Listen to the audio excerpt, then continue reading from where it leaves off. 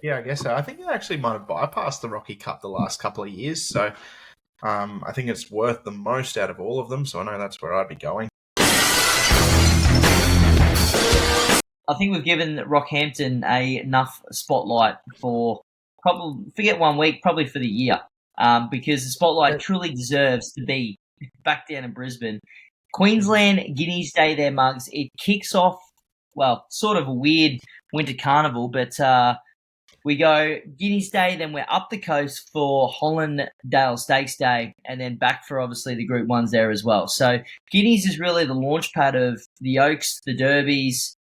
You've got all those sort of, well, the Doomben 10,000s if they're up for it, but the whole array of listed races throughout the carnival obviously kicks off through the Queensland Guineas there as well. And of course, Victory Stakes as well. So a few big names, obviously in the Queensland sprinting ranks to sort of go first, second up, onwards to bigger and better things. But I'll tell you what, it's froth central, Bazinga, mate. I can just see you itching. Are you excited, mate?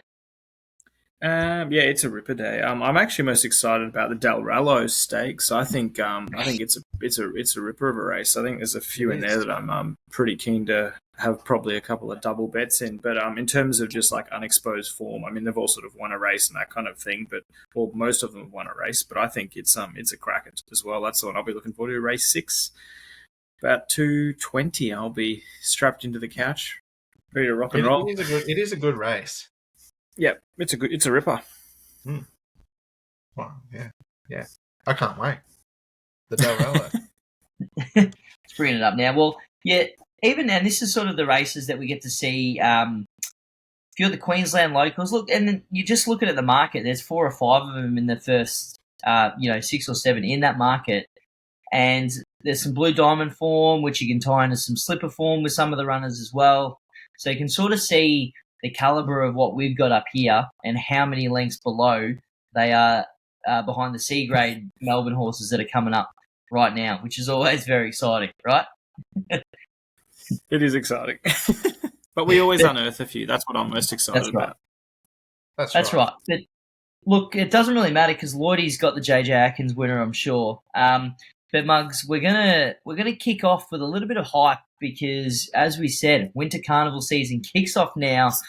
We've got a couple of races that we've made a little bit of a long-range play, and that's just for us pretty much to potentially beat our own drum there in a few weeks' time. But we've got the big ones. We've got the Doomben 10,000. We've got the Doomben Cup, and, of course, the Stradbroke Handicap.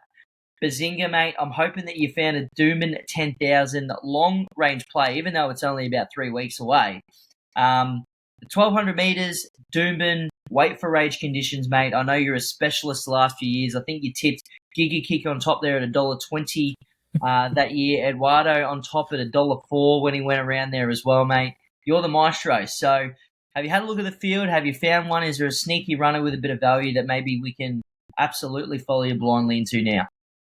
I don't think there's any value in it. I wish I wins an absolute moral in that race. If he doesn't come up, well, I think Overpass is as much of a moral. They're the 2 best sprinters in Australia as far as I'm concerned. And if one of them doesn't win and either of them runs in the race, well, I'll dead set give it away.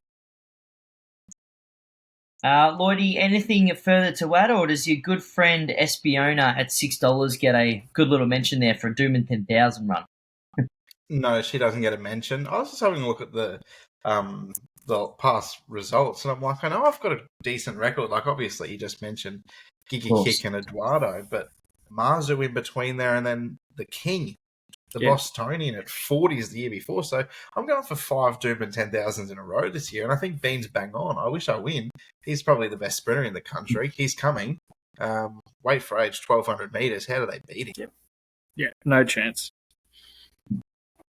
Absolutely none. But the only thing that will beat I Wish I Win is speed, and that's exactly what Overpass brings. I think he's just the fit in form horse. I'm just not an I Wish I fan anymore. I'm not an I Wish I Win a fan. I got that out eventually. He's just the ultimate team. I'm off the wagon, mate, because he hasn't won for bloody ever. That's why.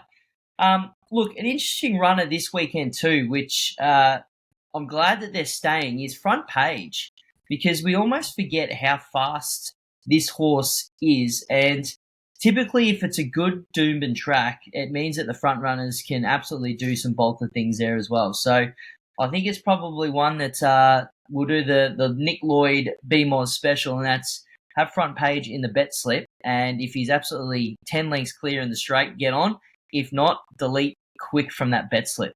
But you're right. If I Wish I Win an Overpass show up, I mean, there can't be there's more just obvious nothing tomorrow. else. And the race will be $7 the field if either of them, if they both don't turn up. But apparently Moody's coming with it, and I'm pretty sure Overpass will be the plan up here as well. So, yeah, one of them will be winning. And it's just very light on from the locals this year, I find. Like, I think Rothfire's going to miss, and maybe Spelling. Uncommon James is, a $3 favourite, which we'll get to in the Victory Stakes. But, we're talking Overpass has beaten Uncommon James every time they've clashed, I'm pretty sure. And we're talking I Wish I Win's the next level above. So, sort of puts them into context of where they're at too. Yeah, that's right. Yeah. Beautiful. Well, that leads on to the 2,000 metres, boys. Doomben Cup. So there is a bit of money to be made, particularly following sort of a Doomben Cup runner, because you got the Hollandale Stakes, which tends to back up into that Doomben Cup, which then tends to back up into the Q22 there as well. So if you can sort of spot one, maybe coming through the Hollandale Stakes that you can get on quick, you can be riding a pretty packet. And mate, there could be one that Lloydie was super keen on last year that saluted for him in the Derby, ran an absolute bolter in the Doomben Cup there, finishing third. Kovalika, mate, is he back in Queensland for a Hollandale, a Doomben Cup, a Q22, or is Chris Waller going to rock up and put him in a Doomben 10,000 and a Stradbroke? Because who the hell knows why? Only Chris Waller seems to know. Yeah, for the loyal Kovalika fans, geez, I hope he goes around in the Hollandale next week. I did see there's a bit of money for him the last couple of days too. I think he's into $5 or $6 in the Hollandale, so maybe that suggests that he's coming. But you would surely think that leads into a Doomben Cup and a Q22 back to Eagle Farm, back past 2,000 metres for the first time since he won by 17 lengths at Group 1 level. But who knows? It seems simple, doesn't it? Yeah, it really does. But here we are. Look, I like Cascading. I know he's on a bit of a farewell tour. That seems to be the case. He's only having 2 more runs, and this will be his last prep. So, look, he's a 2-time Australian Cup winner. He was really good in that Queen Elizabeth, when it was sort of in his own race. He got beaten 6 or 7 lengths, but he was still good in that other pack in the peloton coming from out the back. So, look, if he shows up in one piece and brings his best, he's going to be hard to beat. But really interesting to see the last couple of days.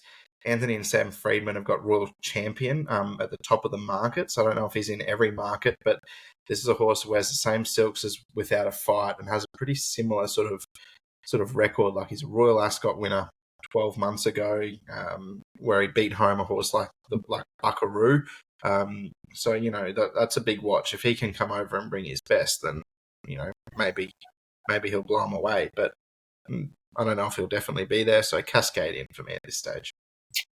Yeah, and the commentary is that he's coming over with better form than Without a Fight when he was at the same stage. So he spruiked it up at the launch, big old Sammy boy. So, Bazinga, are you listening to Sam Friedman or Nick Lloyd? You know what Cascadian is in this race? He's an absolute certainty. Oh. He was half a length off Pride of Jenny. That's the best form in the world over 2,000 metres. I don't care what anybody says. Anyone from Ascot or Dundalk or whatever it is. Like, seriously. Oh yeah, he beat her. That's right. Yeah, but you know what I mean. Like, and then even better. She gives that superstar from Sydney an absolute galloping lesson.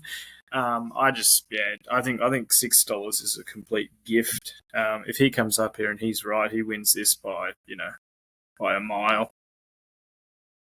The only concern is just Godolphin horses that are apparently coming just don't end up coming. That just seems to be the recipe, doesn't it? I think I'd be waiting to get a bit of confirmation, just take the shorter price. But Royal Champion, no chance, buddy. Yeah, well, right. Well, that's your Bazinga for you. Yeah, look, I'm on your boys' wagon there as well. I think he's the one to beat. But another one that's also on the farewell tour, Darwin Declare's been declared for a Brisbane campaign as well. I think they might. I don't know what it's going to look like, but Doomben Cup maybe. When's that Brisbane Cup? Do they still do that 3,200 metre race? That's surely got to be Stradbroke Day, isn't it? Yeah, okay. They do, but yeah, you can probably do one or the other though, can't you? Yeah, I think he'd be better suited to a Q22 nowadays. Like, I know he ran well in that Melbourne Cup, but 2,200, like, that could be right up his alley. Yeah, 2,000's just a bit short of his best. I reckon you need that extra little, Yeah. Yeah, well, it sort of doesn't matter because I just checked his odds and he's $15 to win it, which is absolute poison. So, yeah, not really a lot of value there, Mugs. But Cascadian, I mean, I think he's been hammered in that Hollandale's market as well. So, that's $6. If he comes out and salutes next week, he starts almost $2, doesn't he? Yeah, he does.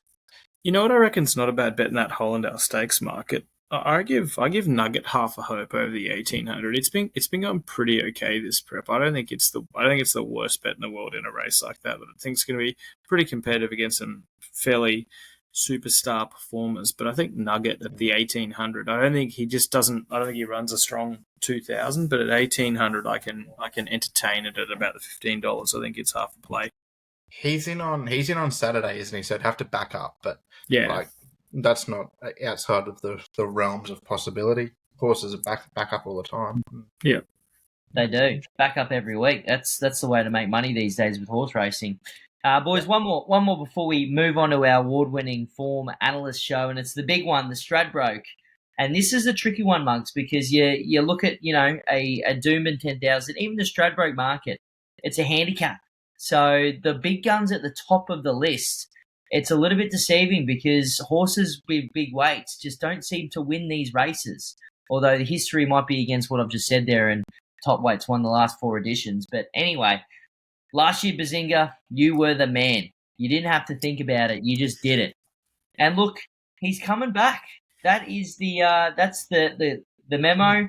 I think Big Joey's going to split them up to go Private Eye, 10,000, Kingsford Smith for Think About It, and then potentially go again in a Stradbroke for both of them. So, I mean, he's got to carry a bit of weight. I don't know. I wish I win. Maybe becomes the top weight. I haven't checked the ratings, but would you go back to back with Joe Pride?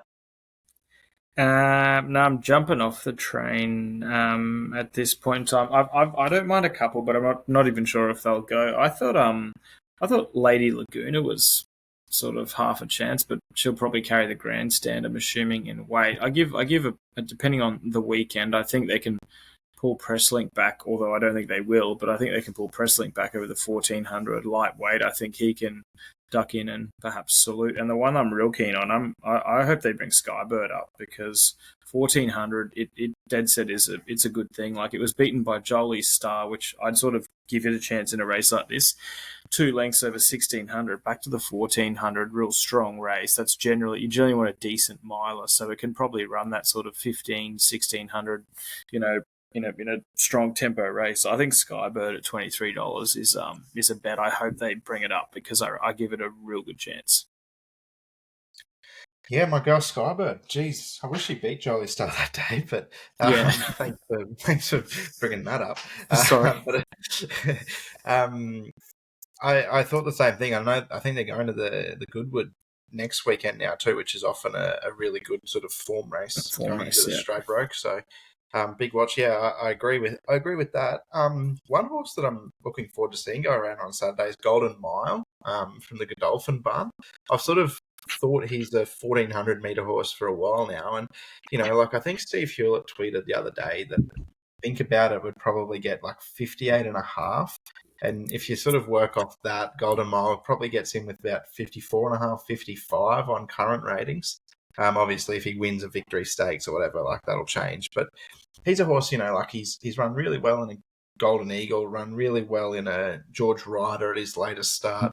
He's a Caulfield Guineas winner, so he'll well and truly hold his own, and he can roll forward as well, and not necessarily lead, but be in that sort of pack. So I think he's probably one I want to have something on. And another 3-year-old filly that sort of brings that Skybird Jolly Star form line is Coeur Volante from the Mike Moroney barn. Like, I think he's won the Stradbroke twice, Tefane the most recent. She wears the same silks, and I know that she's been set for Brisbane. We haven't seen her yet, so I don't know where she kicks off. Maybe like a Gold Coast Guineas next weekend, into a Fred Best, into a Stradbroke potentially. But yeah, they're the ones at this stage. And for the locals, maybe Safrado. I thought he was not a bad little return on Saturday over the 1,000 metres. He's a size produce winner, a Vo Rogue winner, so lightweight chances, but probably Golden Mile, the main one I want to play. Yeah, Lloydie, I'm seeing the same colours as you, mate, but I don't know. I don't know if Godolphin and their 3-year-olds really get it right come Stradbroke season, but what they do get it right is with their older horses. Huh? Lucky's a 4-year-old. Well, it doesn't make a difference, mate. He's old. I mean, he's young. You're going to go the mild Valana, aren't you? No chance, mate. I think the next superstar in waiting is In Secret in their barn. They've had a disrupted autumn, put her away. Again, this is the James Cummings guessing game, whether she's actually going to come here. But we talk about sort of weights. She's going to get 2 kilos off as well, remember. And I think if I Wish I Win noms, she's going to get in really, really well with maybe, sort of 54 kilos. 1,400 may be a question mark, but you look through her record, she's placed in a Surround Stakes, a Golden Rose, all as, a younger horse. So with time, maybe just that 1,400 handicap conditions is going to suit. If not, she's going to be a moral 2 weeks later in the Tatiara, catching them all up in weight that we'll probably miss like we do every year with the obvious. She is the biggest unknown of the entire carnival, because there's the talk that she could come up here, and if she does, I agree with you. Like, she's got to be favourite almost if they say, yeah, we're going to come and we're going to run in the Stradbroke and we've got 55 kilos or whatever. But then there's the other side of the spectrum where there's whispers that retirement's imminent, they'll announce it shortly, and then it's like, well, she hasn't had a trial yet, so it's like, when does she trial, when does she run first up? It's just like, give us something, James. Let us know. Yeah. Where is she? Jimmy. What's she doing? Jimmy, give us something. At least still a horse. yeah. At least to you, if you want to back her now, and say they do decide in the next day or two.